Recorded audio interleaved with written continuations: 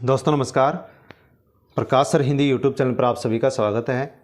दोस्तों, हिंदी भाषा विज्ञान से संबंधित हमारा तीसरा वीडियो जो कि हम देख रहे हैं, पढ़ रहे हैं। साथियों, हिंदी का पाठ्यक्रम किसी भी परीक्षा में जोड़ा गया हो, PGT, TGT, TRT, net, set, first, second और थर्ड ग्रेड, एलडीसी भर्ती, एसएससी, पटवारी, एसआई में तो दोस्तों स्पेशली एक पेपर हिंदी भाषा का होता है जिसको जीरो से शिखर तक, शून्य से अंत तक हम पढ़ेंगे। ग्राम सेवक, एमए, बीए, स्नातक, स्नातकोत्तर, उच्च माध्यमिक शिक्षा, अन्य विभिन्न परीक्षाएं जिनमें हिंदी से संबंधित पाठ्यक्रम शामिल किया जाता है, उन सभी के लिए वीडियोस बहुत ही उपयोगी हैं। दोस्तों, आप इन वीडियो को देख करके नोट्स भी तैयार कर सकते हैं या 1 से 2 बार वीडियो भी देख सकते हैं। उसके बाद में हम जो पिछली परीक्षाओं में महत्वपूर्ण प्रश्न आए हुए हैं उनको विश्लेषण सहित चैनल के ऊपर वीडियोज़ उपलब्ध हैं, उनको आप देखें तो आपकी और भी अच्छी तैयारी हो सकती है और आप किसी भी परीक्षा के अंदर अपना स्थान बना सकते हैं, मेरिट में स्थान बना सकते हैं, बेरोजगारी से छुटकारा पा सकते हैं। तो भाषा विज्ञान से संबंधित 2 वीडियो हमने पढ़ लिए थे। आज हम पढ़ते हैं तीसरा वीडियो। हिंदी भाषा की जो बोलियां हैं उनसे संबंधित कुछ महत्वपूर्ण तथ्य। कन्नौजी बोली और ब्रज बोली में काफ़ी समानता है। कन्नौजी बोली ब्रज बोली में काफ़ी समानता है। मगही मागधी का अपभ्रंश है। अपभ्रंश का अर्थ होता है बिगड़ा हुआ। तो मागधी का जो अपभ्रंश, मागधी का जो बिगड़ा हुआ रूप है वही मगही कहलाता है। गढ़वाली बोली में रमोला उल्लेखनीय है। रमोला कौन सी बोली के लिए उल्लेखनीय है? गढ़वाली बोली के लिए उल्लेखनीय है। हिंदी सिनेमा में पूर्विया पात्रों की बोली प्राय भोजपुरी है। यानी हिंदी सिनेमा के अंदर जो पूर्विया पात्र हैं उनकी कौन सी बोली रहती है? भोजपुरी बोली रहती है। अब दोस्तों हम पढ़ते हैं हिंदी की शैलियाँ। हिंदी की कौन कौन सी शैलियाँ थी? हिंदी की शैलियाँ, मानक हिंदी की विभिन्न शैलियाँ हैं, जैसे हिंदी या हिंदुई, दूसरी है उर्दू जिसको रेखता रेखती भी कहते हैं, तीसरी है हिंदुस्तानी और चौथी है दक्षिणी। हिंदी की 4 शैलियाँ हैं। हिंदी हिंदुई, हिंदी की 4 शैलियाँ हैं। पहली है हिंदी हिंदुई, दूसरी है उर्दू जिसको रेखता रेखती भी कहते हैं, तीसरी शैली है हिंदुस्तानी और चौथी शैली है दक्षिणी। इन चारों हिंदी की शैलियों के बारे में अब हम विस्तार से पढ़ते हैं। उर्दू शैली। उर्दू शब्द का मूल अर्थ है शाही शिविर या खेमा माना जाता है, किंतु भाषा के अर्थ में ये शब्द 17वीं शताब्दी के अंत में प्रयुक्त होने लगा था। उर्दू शब्द का अर्थ क्या होता है? उर्दू शब्द का मूल अर्थ होता है शाही शिविर या फिर खेमा। लेकिन यदि भाषा के अर्थ में उर्दू शब्द का हम अर्थ जाने तो 17वीं शताब्दी में उर्दू शब्द भाषा के रूप में प्रयुक्त होने लग गया था। यद्यपि उर्दू भाषा का जन्म कुतुबुद्दीन ऐबक के दिल्ली को राजधानी बनाने 1207 ईस्वी तथा दिल्ली की लोक भाषा में अरबी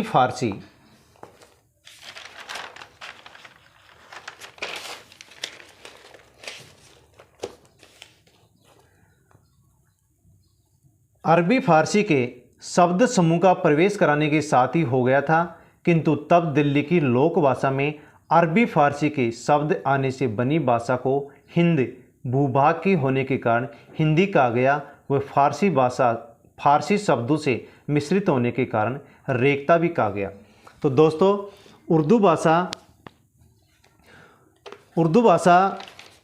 हिंदी भाषा की जो पहली शैली है उर्दू, तो हिंदी भाषा में जो पहली शैली है उर्दू भाषा का जन्म वैसे कुतुबुद्दीन ऐबक के द्वारा 1207 में दिल्ली को जब राजधानी बनाया गया था, तो उस समय दिल्ली की जो लोक भाषा थी उस लोक भाषा में अरबी फारसी के शब्द समूह प्रवेश कर गए थे।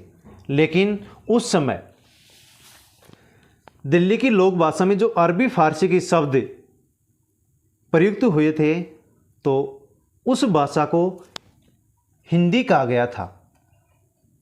दोस्तों, 1207 ईस्वी में कुतुबुद्दीन ऐबक जब भारत का शासक बना था उस समय उर्दू भाषा यानी अरबी फारसी के कुछ शब्द हिंदी भाषा में प्रयुक्त होने लग गए थे, लेकिन उस समय उस भूभाग की भाषा को हिंदी कहते थे और फारसी भाषा की जब शब्द सम्मिलित हुए थे उसको रेख्ता कहते थे।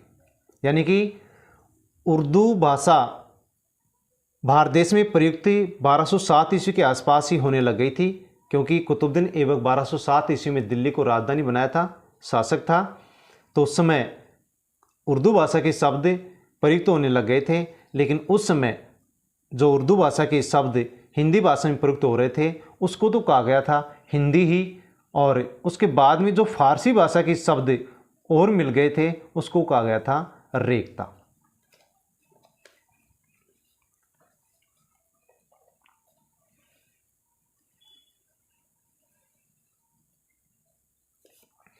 इस प्रकार हिंदी की इस मिश्रित शैली का जन्म 13वीं शताब्दी से ही हो गया, किंतु उसका नामकरण 500 वर्ष बाद यानी 1740 ईस्वी में मुआसिरुल उमरा में उर्दू में शेर कहे जाने के संदर्भ में आने के साथ हुआ।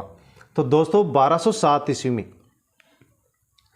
कुतुबुद्दीन ऐबक दिल्ली का शासक बना, उर्दू के शब्द प्रयुक्त होने लग गए थे। उस समय तो अरबी फारसी के जो शब्द हिंदी में प्रयुक्त हुए थे उनको पहले हिंदी कहा गया, फिर बाद में उसको रेख्ता कहा गया। लेकिन 13वीं शताब्दी के बाद में 500 वर्षों के बाद में 1740 ईस्वी में मुआसिरुल उमरा ने उर्दू में शेर कहे थे। इसी के साथ उर्दू भाषा विकसित होने लग गई थी। उर्दू और हिंदी में मूल अंतर शब्दावली का है। यदि पूछा जाए कि उर्दू भाषा में और हिंदी भाषा में मूल अंतर किसका है, तो वो शब्दावली का अंतर है। उर्दू में अरबी फारसी की शब्दावली पर आग्रह है, तो हिंदी में संस्कृत या देसी शब्दों पर आग्रह है। उर्दू भाषा में कौन सी शब्द ज़्यादा हैं? अरबी फारसी की ज़्यादा शब्द हैं, और हिंदी भाषा में संस्कृत भाषा व देसी भाषा के शब्दों का प्रभाव ज़्यादा है।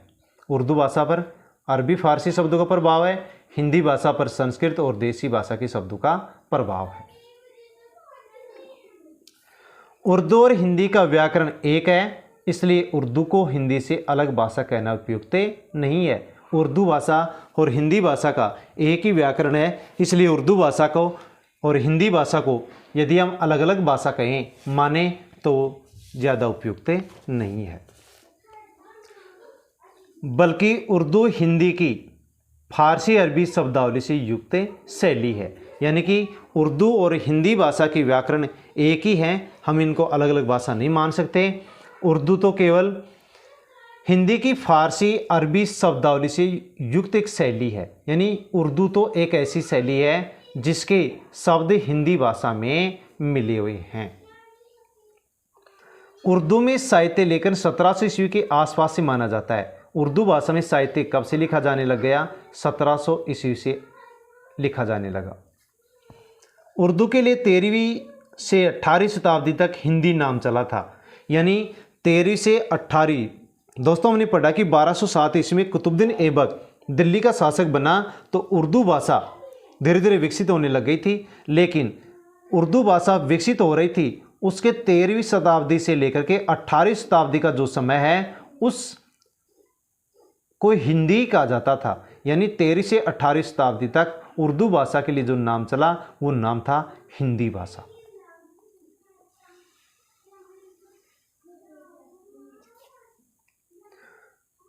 उर्दू के लिए 18वीं से 19वीं शताब्दी तक रेख्ता नाम चला। उर्दू के लिए 13वीं से 18वीं शताब्दी तक हिंदी नाम चला, और उर्दू के लिए 18वीं से 19वीं शताब्दी के लिए नाम क्या चला? रेख्ता नाम चला। उर्दू के लिए 18वीं से 19वीं शताब्दी तक स्त्रियों द्वारा अपनाई गई मिश्रित भाषा को रेख्ती कहा गया, और रेख्ता का अर्थ होता है बनाना या मिलाना। तो दोस्तों हिंदी भाषा की 4 शैली हैं, जिनमें से पहली शैली हमने पढ़ी जिस शैली का नाम है उर्दू। उर्दू भाषा यानी अरबी फारसी भाषा के शब्द हिंदी भाषा में प्रयुक्त होने लग गए थे, और जिस भाषा में अरबी फारसी भाषा के शब्द प्रयुक्त हो रहे थे उस हिंदी की शैली को ही उर्दू शैली कहते हैं। तो 1207 ईस्वी में कुतुबुद्दीन ऐबक दिल्ली का शासक बना, दिल्ली को राजधानी बनाया। दिल्ली की हिंदी की भाषा में अरबी फारसी भाषा के शब्द सम्मिलित हुए। तो 13वीं से 18वीं शताब्दी के उर्दू भाषा के समूह को समय को हिंदी कहते हैं, और उर्दू के 18वीं से 19वीं शताब्दी का जो समय है उसको रेखता कहते हैं, और 18वीं से 19वीं शताब्दी में महिला जिस उर्दू भाषा को हिंदी भाषा के साथ बोलती थी उसको रेखती कहते हैं। तो पुरुष अरबी फारसी भाषा के शब्दों का प्रयोग कर हिंदी भाषा बोलते थे उसको तो रेखता कहते हैं, और जिसे स्त्रियां बोलती थी उसको रेखती कहते हैं। और रेखता शब्द का अर्थ होता है बनाना या मिलाना। हिंदी भाषा की दूसरी हम शैली पढ़ते हैं। उर्दू शैली हमने पढ़ ली है, अब दूसरी शैली पढ़ेंगे हिंदी भाषा की हम, हिंदुस्तानी। हिंदी भाषा की दूसरी शैली है हिंदुस्तानी।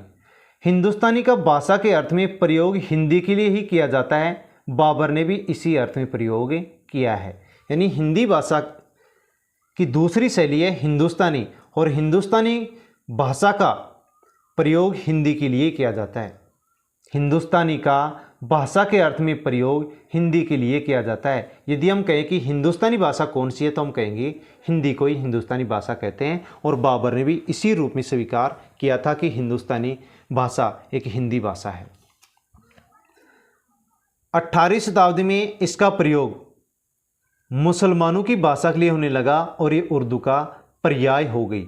यानी हिंदुस्तानी भाषा को पहले हिंदी भाषा का ही पर्याय माना जाता था, बाबर ने भी स्वीकार किया था, लेकिन 18वीं शताब्दी में मुसलमान जिस भाषा को बोलते थे उस भाषा को यानी उस हिंदुस्तानी को उर्दू भाषा समझा जाने लग गया था, उर्दू का पर्याय समझा जाने लग गया था।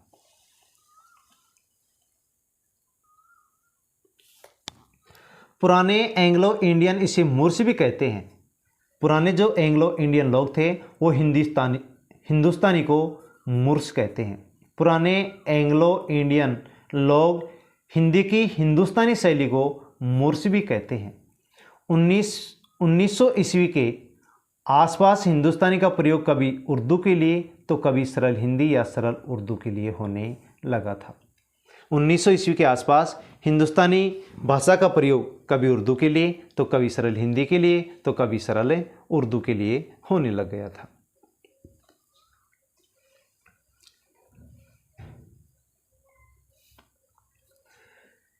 हिंदी उर्दू के विरोध में 1926 ईस्वी में कांग्रेस अधिवेशन में पुरुषोत्तम दास टंडन ने अधिवेशन की कार्यवाही हिंदुस्तानी में रखने अर्थात हिंदी और उर्दू के बीच की सरल भाषा में चलाने का प्रस्ताव किया। इसमें गांधी जी का हाथ था। आज भी हिंदुस्तानी का प्रयोग प्राय इसी अर्थ में होता है।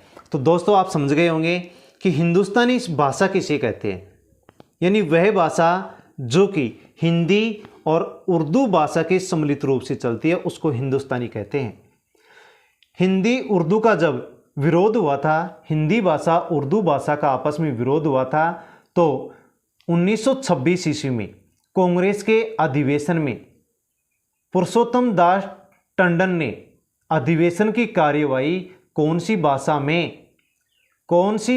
में करवाने का प्रस्ताव रखा था? हिंदुस्तानी भाषा में।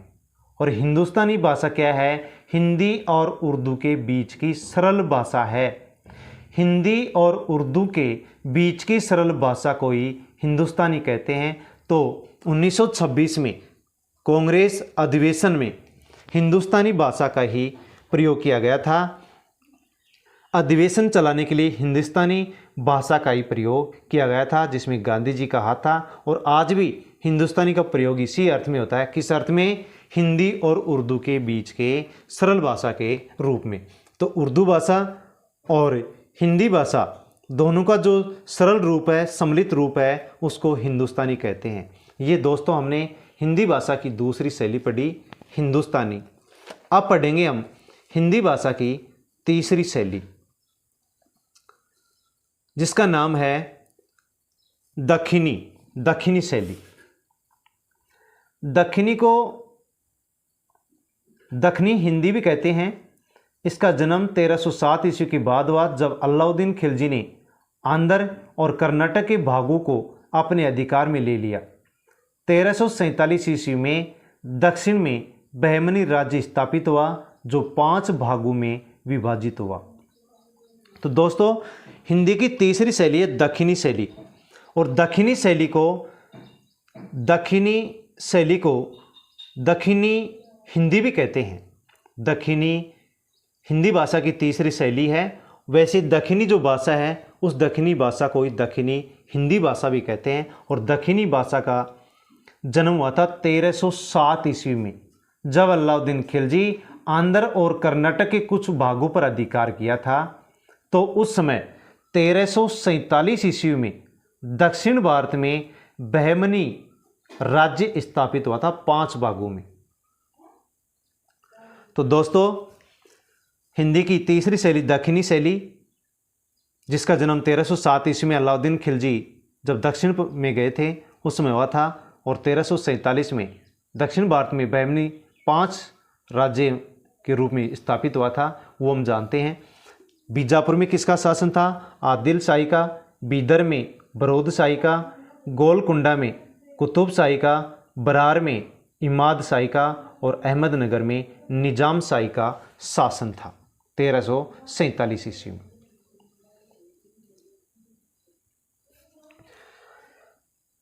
दक्षिणी शैली के बारे में हम पढ़ते हैं, दक्षिणी भाषा के बारे में हम पढ़ते हैं। उत्तर भारत के मुस्लिम शासक जब अपने साथ हिंदी भाषी जनता यानी दिल्ली मेरठ की जनता को दक्षिण में ले गए तो दक्षिण के संपर्क से हिंदी की जिस नई शैली का रूप विकसित हुआ उसे दक्षिणी शैली कहा जाता है, उसको दक्षिणी भाषा कहा जाता है।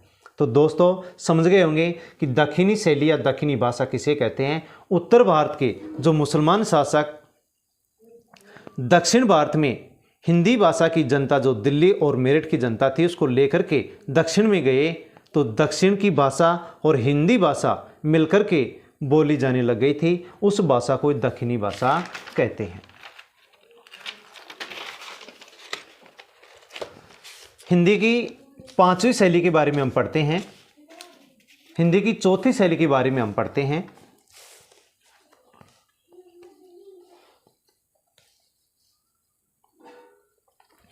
हिंदी की 4थी शैली है हिंदुई।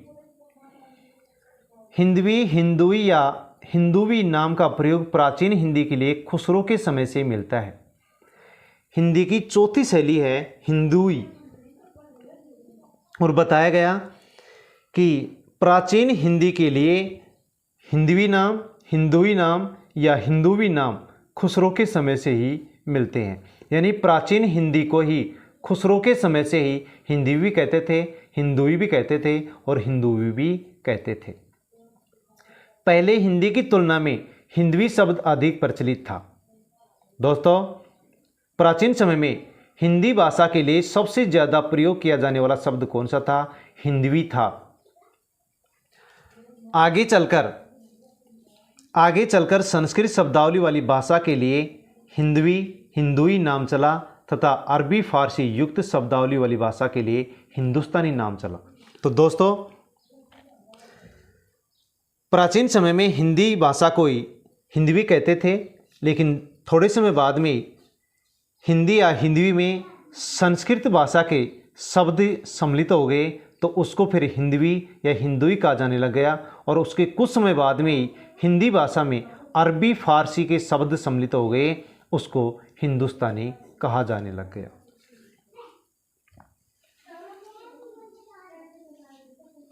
अब दोस्तों थोड़ा सा हम हिंदी भाषा के विकास में जो 3 अपभ्रंश थे, 5 उपभाषाएं थी और 17 जो बोलियां हैं उनके बारे में हम अध्ययन करते हैं।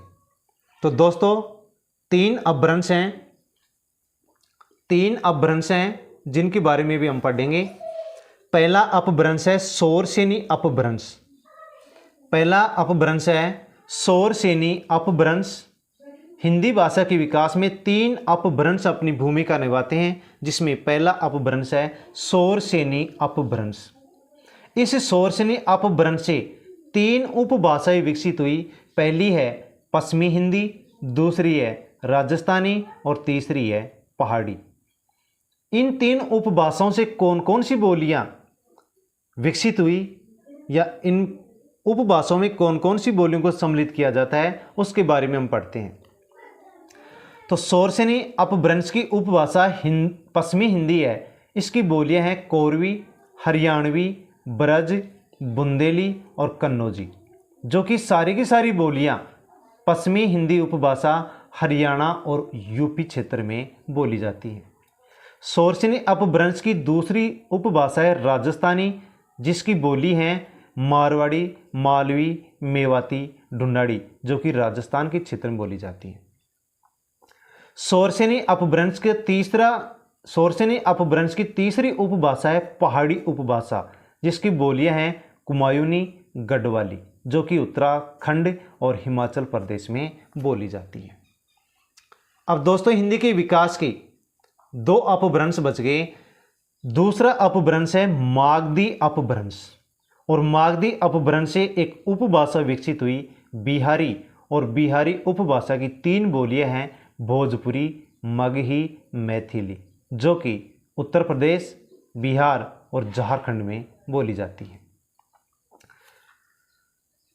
हिंदी के विकास का तीसरा अपभ्रंश है अर्ध मागधी अपभ्रंश, जिससे एक उपभाषा विकसित हुई पूर्वी हिंदी, और पूर्वी हिंदी की 3 बोलियां हैं अवधी, बघेली, छत्तीसगढ़ी, जो कि उत्तर प्रदेश और मध्य प्रदेश में बोली जाती है। तो दोस्तों हिंदी भाषा के विकास में 3 अपभ्रंश, और उन 3 अपभ्रंशों के अनेक विकसित उपभाषाओं में से 5 उपभाषाएं, और उन 5 उपभाषाओं की अनेक बोलियों में से ये 17 बोलियां जो किस क्षेत्र में बोली जाती हैं, इसके बारे में हमने पढ़ा। तो दोस्तों आप एक बार, 2 बार या 3 बार वीडियो देख करके अपनी अच्छी बेहतर तैयारी कर सकते हैं। और इन वीडियोज़ को देखने के बाद में प्रकाशर हिंदी इसी यूट्यूब चैनल के ऊपर पिछली परीक्षा में पूछे गए जो महत्वपूर्ण प्रश्न हैं विश्लेषण सहित, व्याख्या सहित, उनको भी आप 1-2 बार देखें तो आपकी बहुत ही अच्छी तैयारी हो सकती है। दोस्तों किसी भी एग्जाम में जिसमें हिंदी पाठ्यक्रम